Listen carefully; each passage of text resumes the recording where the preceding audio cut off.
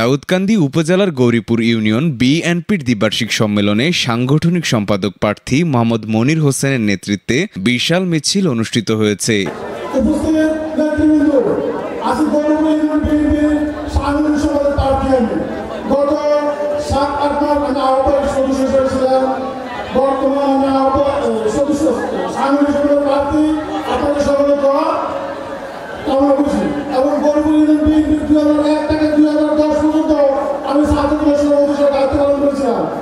আমার অতীতের কার্যক্রম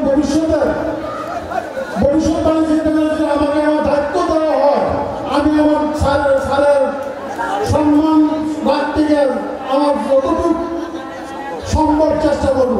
21 জুন শনিবার বিকেলে লক্ষ্মীপুর মাদ্রাসা থেকে শুরু করে গৌরীপুর বাজার হয়ে গৌরীপুর সুবল আফতাব উচ্চ বিদ্যালয় মাঠে সভাস্থলে এসে সমাপ্ত হয়। এই সময় দাউদকান্দি উপজেলা বিএনপির আহ্বায়ক এম এ লতিফ ভূঁইয়া এবং সদস্য সচিব ভিপি মোহাম্মদ জাহাঙ্গীর আলম তাদেরকে অভ্যর্থনা জানান। মিছিলে অংশ নেন গৌরীপুর ইউনিয়নের ছাত্রদল, যুবদল, স্বেচ্ছাসেবক দল, শ্রমিক দল ও বিভিন্ন নেতাকর্মী।